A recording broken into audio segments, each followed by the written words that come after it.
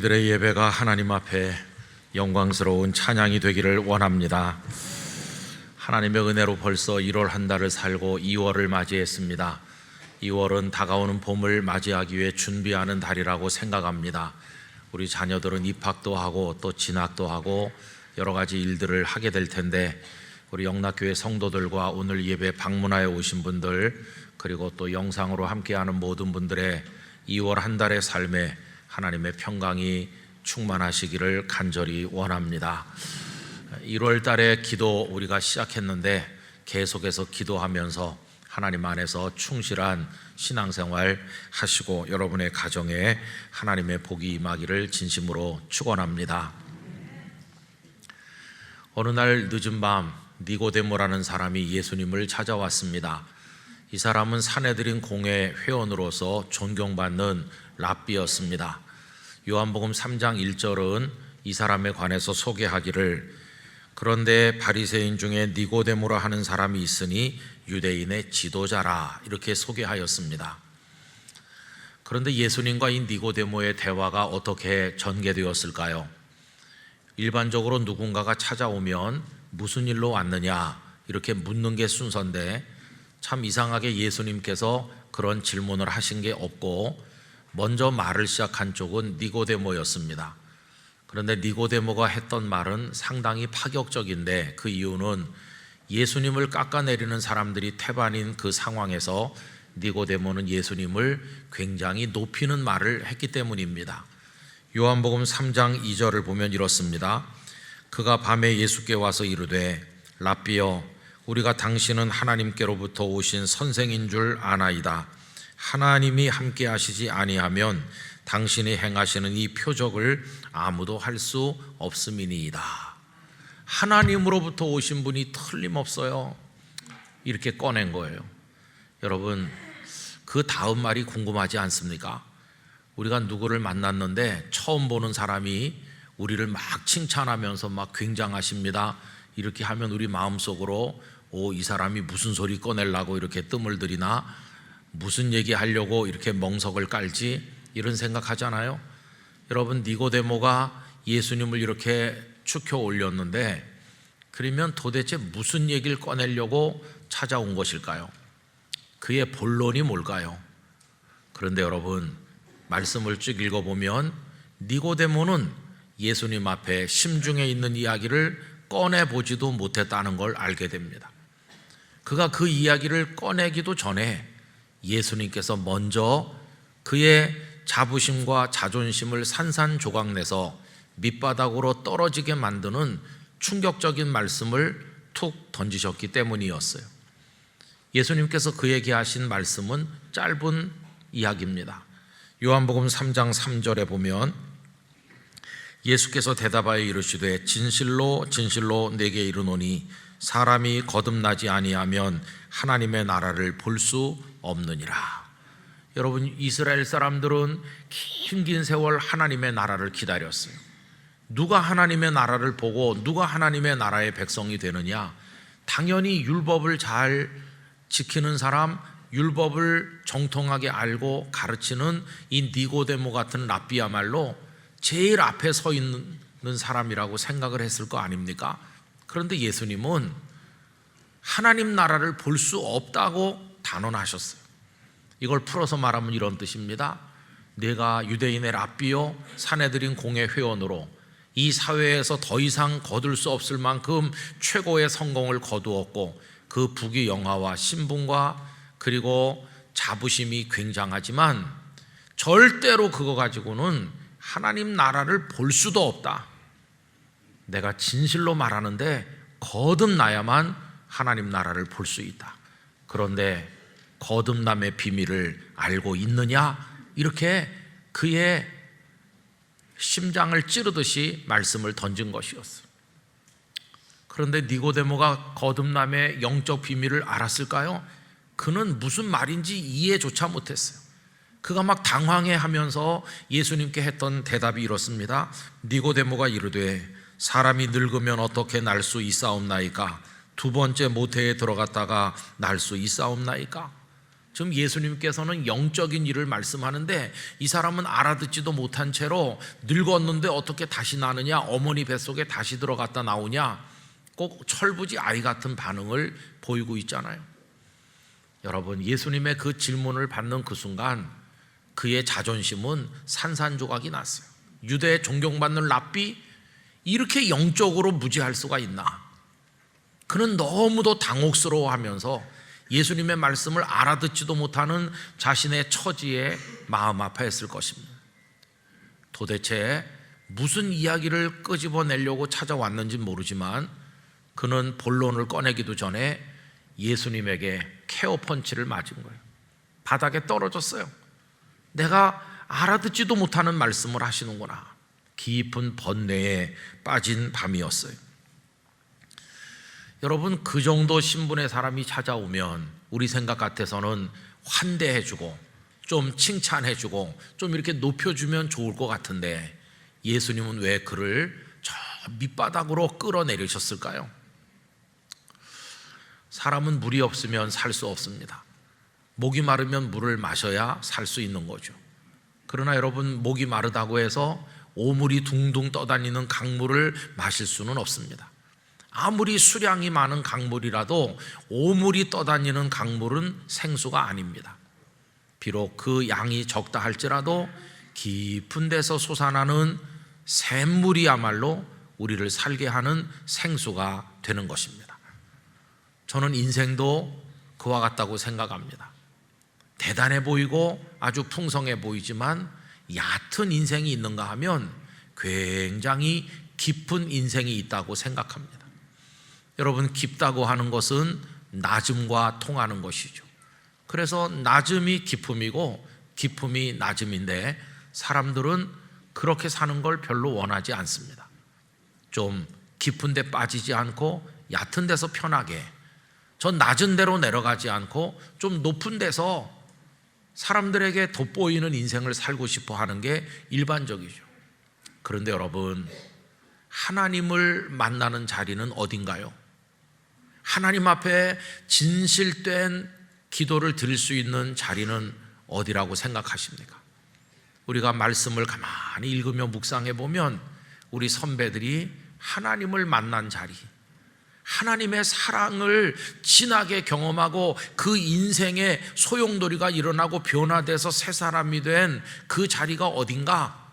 그건 얕은 곳이 아니라 깊은 곳이었고 아주 낮은 곳에서 수렁에 빠진 것과 같은 고통의 자리에서 우리 선배들은 하나님을 만났고 은혜를 받았고 하나님의 사랑을 깨달았음을 알게 됩니다. 그래서 여러분, 때때로 주님은 일부러 끌어내리실 때가 있어요. 밑바닥에 가서 몸부림을 쳐봐야 하나님의 세계를 경험한다. 여러분, 니고데모가 그 중에 한 사람인 거죠. 아마 그는 당당하게 예수님을 찾아왔을 겁니다. 내가 그분께 하고 싶은 말이 있어. 그런데 하고 싶은 말 꺼내기도 전에 거듭남을 아느냐고, 하나님 나라를 볼 수 없다고, 거듭나지 않으면 볼 수 없어, 이 한마디에 그는 자신이 존경받는 랍비라는 신분을 가졌고 사내들인 공회 회원이지만 정말 영적으로 아무것도 모르는 무지한 사람이라는 걸 깨닫게 된 것이었어. 내 눈이 다 덮여 있구나. 나의 성공에 대한 자부심 때문에 오히려 진리를 알지 못하고 교만한 자부심만으로 가득 차 있구나. 내 영혼이 얼마나 초라한가, 그거를 깨닫게 된 것이었어요. 밑바닥에 내려간 거죠. 여러분, 그렇다고 한다면 그 다음 이야기는 어떻게 전개되나요? 그는 그 밑바닥에서 당황했고 두려웠고 지금까지 살아온 모든 그 율법적인 삶이 아무 소용이 없는 걸 깨달았을 때 괴롭고 힘든 시간을 보냈지만 그날 밤 그는 오히려 진리의 눈을 떴어요. 거듭남이 뭔지를 배우게 됐어요.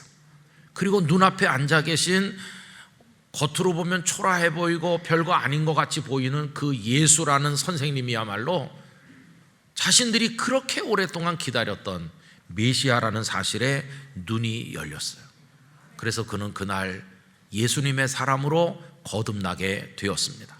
그리고 신구약 66권을 다 응축하고 있는 한 절 말씀이라는 명예를 가지고 있는 요한복음 3장 16절의 그 유명한 말씀을 이 지구촌 누구보다도 예수님을 통해 제일 먼저 듣는 영광을 얻게 됐어요. 여러분, 요한복음 3장 16절 우리 화면에서 다 같이 읽어보겠습니다. 하나님이 세상을 이처럼 사랑하사 독생자를 주셨으니 이는 그를 믿는 자마다 멸망하지 않고 영생을 얻게 하려 하심이라.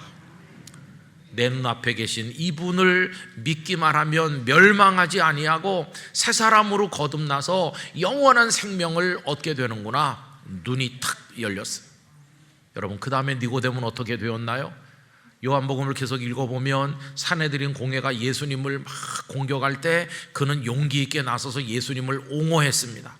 나중에 예수님께서 십자가에서 세상을 떠나셨을 때 향품을 준비해 가지고 와서 아리마대 요셉과 함께 예수님을 장례하는 예수님의 사람이 되었습니다. 그가 그날 밤 도도한 여느 지도자들처럼 예수님을 찾아오지 않았더라면, 그리고 교만하게 자기 얘기만 쏟아놓았더라면, 그리고 예수님의 말씀에 마음의 귀를 열어 경청하는 자세를 가지지 않았더라면 그는 하나님 나라를 볼 수 없었을 것입니다. 그런데 그는 예수님께 왔고 예수님의 말씀 앞에 심장이 구멍 뚫리는 듯한 충격을 받았지만, 그러나 그 고민의 그 자리에서 그 시간이 몇 시간이었는지 모르지만 그는 그분이 그리스도 메시아라는 걸 알게 되었고 거듭난 사람으로 변화돼서 이제는 성경 속에서 산헤드린 공회 회원으로서의 니고데모를 기억하는 것이 아니라 예수님의 사람으로서 거듭난 니고데모를 우리 마음속으로 기억하게 된 것입니다. 여러분, 깊은 고민, 낮은 자리에서의 몸부림, 어떤 고난과 그 낮고 깊은 밑바닥, 바로 거기서 엎드려 보지 않은 사람은 하나님의 신령한 세계를 알지 못합니다. 그런데 그 낮은 자리에서 체험하는 하나님의 세계, 그 깊은 곳에서 맛보는 하나님의 사랑, 이게 바로 복음이 우리들에게 가져다주는 놀라운 신비입니다. 여러분, 성경에 우리 선배들을 보면 하나같이 다 그런 이야기들을 가지고 있는데, 밑바닥에서 만난 하나님 이야기, 그걸 다 가지고 계신 분들이시죠. 저는 이 이야기를 사연이라고 부르고 싶습니다. 사연의 사전적인 뜻은 어떤 일에 숨겨진 까닭이나 이유를 말하는 겁니다. 아니, 그 사람이 왜 그래? 그러면 뭔가 말 못할 숨겨진 사연이 있겠죠. 그게 사연이죠. 여러분, 모세의 사연을 생각해 보세요. 어느 날 나이 40까지 수많은 사람들 앞에서 왕성한 의욕으로 활동했던 모세라는 사람이 사라졌어요. 도대체 하늘로 솟았는지 땅으로 꺼졌는지 증발해 버렸는데 그의 소재를 아는 사람도 없고 소식을 아는 사람도 없어요. 사람들은 그를 곧 잊었을 겁니다. 그 세월이 얼마나 흐르는지에도 관심이 없었을 겁니다. 그저 모세 한 사람만이 자기가 애굽을 떠난 햇수를 꼽고 있었겠죠. 그가 40번째 해를 꼽아서 나이 80이 됐을 때 어느 날 갑자기 백성들 앞에 나타났어요. 이제 늙은 모세가 되어 등장해서 한다는 말이, 여호와 하나님께서 나를 그대들에게 보내셨고 애굽에서 인도해 내라고 하셨다. 사람들이 얼마나 이상하게 생각했겠어요. 아니, 어디로 사라졌다가 나타났지? 모세 맞긴 맞나? 그동안 어디 있었대? 아니, 왜 갑자기 또 나타나서 저런 말을 하는 거지? 다들 의아한 생각을 했을 겁니다. 여러분, 그때 누군가는 말하지 않았겠어요? 다 사연이 있었겠죠. 말 못할 사연이 있었겠지. 여러분, 우리는 모세의 사연을 알고 있지 않습니까? 나름대로 백성들을 돕겠다고 애굽 사람 한 사람 죽였는데 돕기는커녕 그는 도망자가 되어서 미디안 광야로 들어갈 수밖에 없었고, 그 모래바람에 파묻혀서 40년이 짧은 세월입니까? 40년을 세상에서 완전히 고립되고 잊힌 채로 사는 그 자리가 그의 밑바닥이었어요. 모세의 낮고 깊은 자리, 그게 미디안 광야였어요. 그런데 여러분, 그 낮고 깊은 거기서 그는 우리가 아는 모세로 거듭났어요. 그가 나이 80 됐을 때 떨기나무 불꽃 가운데서 나타나신 하나님께서 그를 만나 주심으로 이스라엘의 지도자로 새로운 인생을 살도록 하신 것을 우리가 알지요. 그게 바로 모세의 숨겨진 사연이었어요. 성경의 인물들은 다 사연을 가지고 있습니다.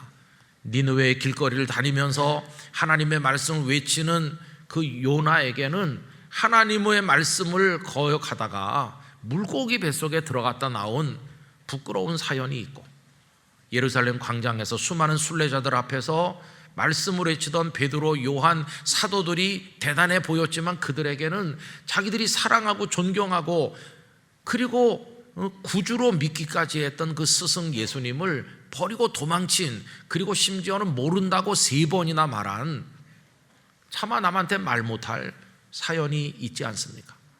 가는 데마다 교회를 많이 세우고 존경받는 바울이었지만 그에게는 예수님의 사람들을 잡아 죽이고 감옥에 가두고 교회를 핍박했다는 그 부끄러운 사연이 있는 거죠. 우리 믿음의 선배들을 보면 다 사연이 있어요. 다 부끄러운 과거가 있어요. 다 밑바닥에 떨어졌던 충격이 있어요. 그 바닥에서 몸부림치고 주님 앞에 눈물로 호소했던 그런 이야기들이 다 있는 이들, 그들이 지금 우리 선배로 우리 앞에 계신 것이죠. 여러분, 이런 사연을 가지고 허덕이기는 오늘 우리들도 예외는 아니라고 생각합니다. 오늘 예배하시는 영락교회 성도들 중에도 그런 분이 많으실 거예요. 여러분, 이 사연이 다양하게 우리에게 다가오는데 어떤 사람에게는 치료 방법도 모르는 질병으로 다가오기도 하고, 어떤 분에게는 그렇게 여러 해 공들였던 사업이 파산하는 고통으로 다가오기도 하고, 어떤 분은 인간관계의 파국을 경험하기도 하고 가정이 파경에 이르기도 하고, 어떻게 하다 보니까 범법자가 되기도 하고 회복불능의 수렁에 빠지는 그런 이들도 있잖아요. 그것들이 우리에게 가져다주는 수치심과 그 고통은 또 얼마나 큰지. 어떻게 내 인생에 이런 일이 일어났나? 내가 왜 이렇게 부끄러움을 당하고 왜 이렇게 회복불능의 자리에 떨어지고 내 인생이 왜 이렇게 밑바닥에 떨어졌나? 여러분, 그런 고민을 하는 분들이 없지 않아 많이 계실 거라고 생각합니다. 그런데 여러분, 오늘 이 30여 분 드리는 말씀을 통해서 제가 성도님들에게 드리려는 얘기는 이겁니다. 우리가 깊고 깊은 자리에 떨어져 고통스럽다 할지라도 절대로 낙심하지 말고 포기하지 말자는 것입니다. 왜냐하면 아름다운 이야기들이 다 그 밑바닥에서 만들어졌던 것을 성경이 말씀하고 있기 때문입니다. 창세 이래 가장 놀랍고 가장 아름다운 구원과 축복의 이야기 역시 제일 깊은 자리에서 만들어졌습니다. 그 이야기가 무엇일까요? 하나님께서 우리를 사랑하셔서 죄로부터, 사망으로부터, 사탄의 손에서 건져 영원한 생명으로 구원하신다는 이 복음이 제일 깊은 곳에서 만들어졌어요. 제일 깊은 자리, 창조 이후로 가장 낮은 자리, 거기가 어딜까요? 그 낮은 자리가 십자가입니다. 십자가. 오늘 읽은 빌립보서 2장 5절 이하의 말씀은 그 십자가라고 하는 가장 낮은 자리에 떨어지셨던 예수님 이야기입니다. 가장 높은 곳에 계셨던 그분이 가장 낮은 자리로 내려가셔서 거기서 고통받고 번뇌하시고 몸부림치시고 거기 십자가에서 그렇게 계신 덕분에 그 자리에서 우리가 살게 된 것입니다. 여러분, 오늘 말씀 5절 이하는 그분이 이렇게 낮아지고 버림받으시고 마치 던져지듯이 그 십자가로 떨어지신 이야기를 보여주죠. 이제 우리 5절로 8절까지 몇 절 말씀을 다 같이 읽어보도록 하겠습니다. 너희 안에 이 마음을 품으라. 곧 그리스도 예수의 마음이니 그는 근본 하나님의 본체시나 하나님과 동등됨을 취할 것으로 여기지 아니하시고 오히려 자기를 비워 종의 형체를 가지사 사람들과 같이 되셨고 사람의 모양으로 나타나사 자기를 낮추시고 죽기까지 복종하셨으니 곧 십자가에 죽으심이라. 가장 낮은 자리, 우리가 아무리 낮고 깊은 자리에 떨어져도 주님의 십자가보다 더 낮은 자리에 내려간 사람은 없지요. 주님은 가장 낮은 자리, 가장 아픈 신음소리가 나오는 그 자리에 우리 주님은 떨어지셨는데, 여러분 얼마나 놀랍습니까? 주님이 낮아지셨기에, 거기서 고통받으셨기에 우리는 살게 된 것입니다.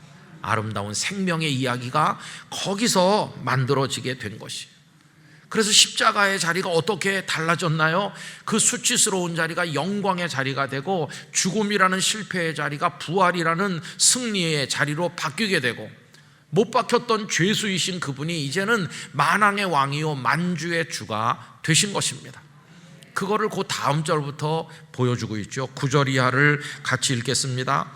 이러므로 하나님이 그를 지극히 높여 모든 이름 위에 뛰어난 이름을 주사 하늘에 있는 자들과 땅에 있는 자들과 땅 아래에 있는 자들로 모든 무릎을 예수의 이름에 꿇게 하시고 모든 입으로 예수 그리스도를 주라 시인하여 하나님 아버지께 영광을 돌리게 하셨느니라. 아멘.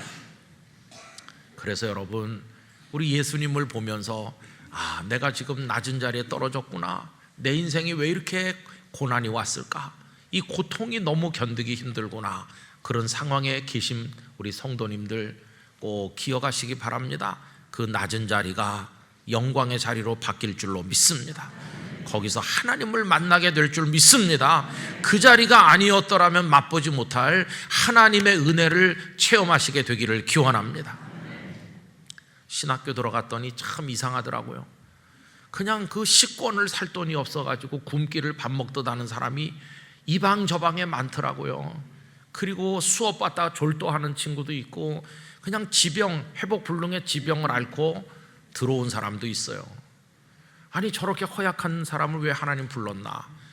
왜 이렇게 가난한 사람만 쏙 뽑았나? 얼굴에 윤기 흐르는 사람이 하나도 없는 것 같더라고요. 어떻게 목사 될 사람들 부르는데 저런 사람만 모았나? 참 이상하더라고요. 근데 알게 됐어요. 이 사람들이 나중에 할 일이 뭡니까? 성도들에게 평생 하나님을 이야기해야 될 사람들이잖아요. 하나님의 은혜를 말해야 될 사람들 아닙니까? 하나님을 이야기하려면 하나님을 만나야 이야기할 거고, 하나님의 은혜를 맛을 보한 사람이 하나님 은혜를 말할 수 있으니까. 하나님은 당신을 만나도록 해주시고 은혜의 맛을 보게 하려고 그 하나님을 만날 수 있고 은혜를 맛볼 수 있는 자리, 깊고 낮은 자리로 끌어내리셨다는 걸 알게 됐어요. 밑바닥으로 끌어내렸어요. 굶은 채로 수업에 들어오고, 그렇게 허약한 채로 신학교 채플에 새벽 기도에 엎드려서 눈물을 흘리는 그 3년간의 몸부림을 통해서 어느 날 하나님의 위대하심을 알게 되고 하나님의 은혜를 깨닫게 된 이들이 선교사도 나가고 저 어려운 교회도 가서 하나님의 살아계심과 능력과 사랑과 구원의 은총을 설교하게 된 것이었어요. 그래서 하나님은 낮은 자리에 두시는구나. 한경직 목사님이 갑자기 됐나요? 아니요. 여러분, 폐결핵으로 죽음의 사선을 계속 넘나드는 그 목사님의 낮고 깊은 몸부림의 자리를 통해서 무르익어서 한경직 목사님이 된 겁니다. 저절로 된 게 절대로 아니에요. 그래서 여러분, 고난의 자리에 계시다면 부끄러워하지도 마시고 낭망하지도 마시기를 바랍니다. 비록 힘들긴 하겠으나 절대로 멸망하지는 않을 것입니다. 오히려 거기서 우리는 일어나게 될 줄로 믿습니다. 거기서 하나님을 만나면 어떤 변화가 오는지 아세요? 사연이 있다고 그랬죠? 거기서 하나님을 만나면 사연이 변하여 은연 이렇게 바뀌는 거예요. 은연이라는 단어를 잘 안 쓰죠. 그 연자는 대자리 연자인데 깔개 자리를 말하는 건데, 사전을 펴서 은연 이렇게 찾아보면요, 임금님이 차려주시는 식탁을 은연이라고 그래요. 드라마에 보면 조선시대 때 공이 있는 신하에게 임금님께서 보내주시는 수라상이 그 집으로 배달되잖아요.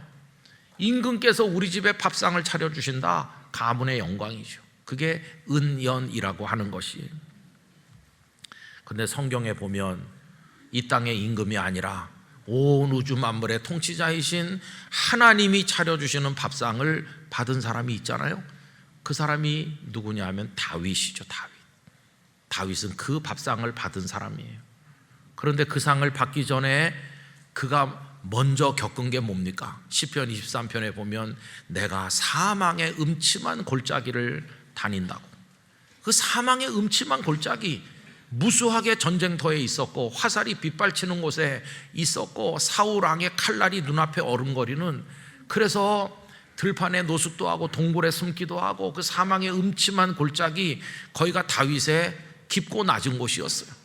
여러분, 시편에서 다윗이 하나님을 많이 찬양하고 하나님께 감사하는데 그의 찬송과 감사의 제목은 다 어디서 발견한 것인가? 가장 낮은 자리에서 몸부림칠 때 하나님의 은혜를 맛보고 그게 찬송의 제목이 되고 그게 감사의 이유가 된 걸 우리가 알지 않습니까?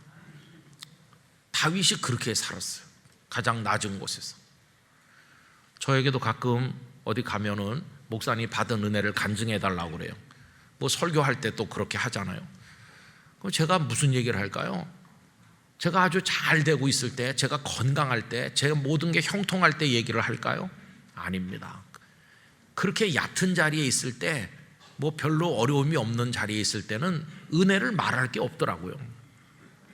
그 자체가 은혜이긴 하지만 가슴에 와서 닿질 잘 않아요.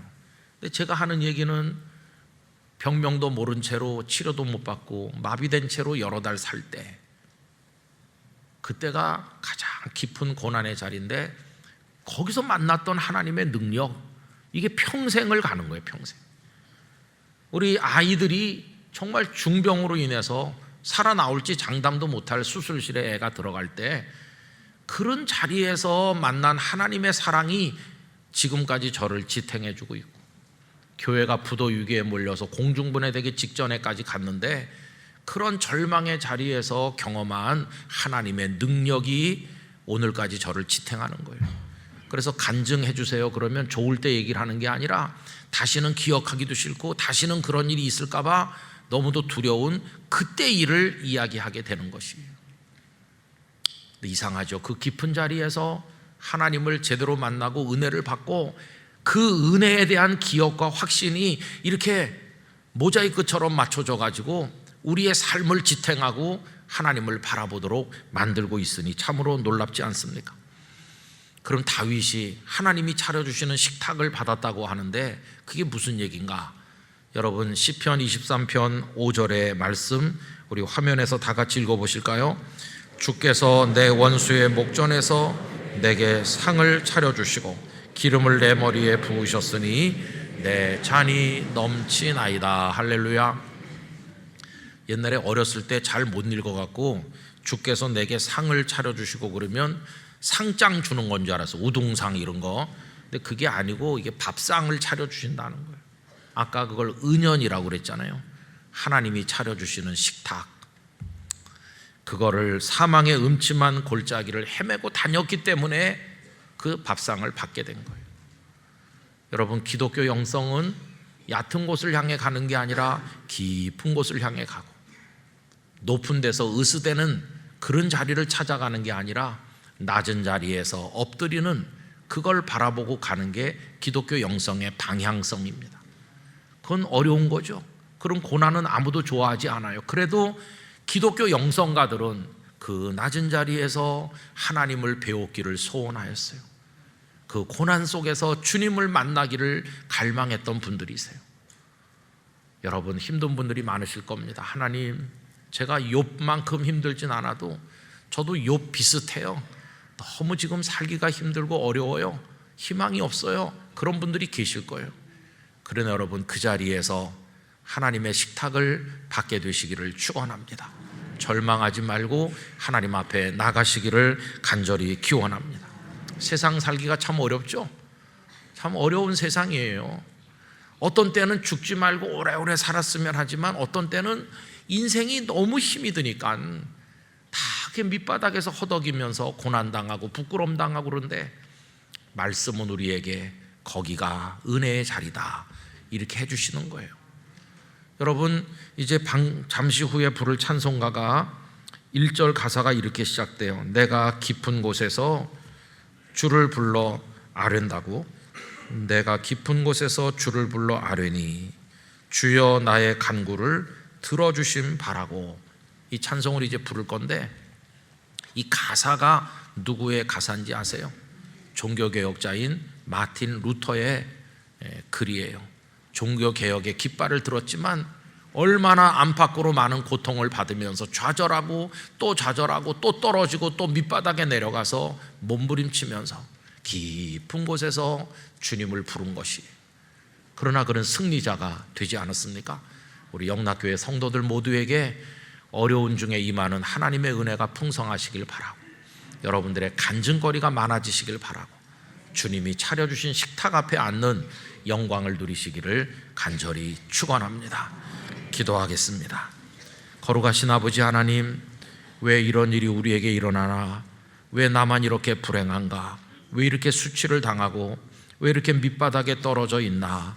두렵고 슬플 때가 많이 있지만 거기서 진실한 기도를 드릴 수 있고, 거기서 하나님을 만날 수 있고, 은혜의 세계, 사랑의 세계에 눈을 뜨게 될 줄로 믿습니다. 하나님, 고통스러워도 멸망은 없을 줄 믿습니다. 그것이 디딤돌이 되어 일어설 줄로 믿습니다. 우리 성도들에게 은혜의 식탁을 차려 주시옵시고 눈물을 닦아주시고 일어서게 하여 주시옵소서. 예수님의 이름으로 기도하옵나이다. 아멘.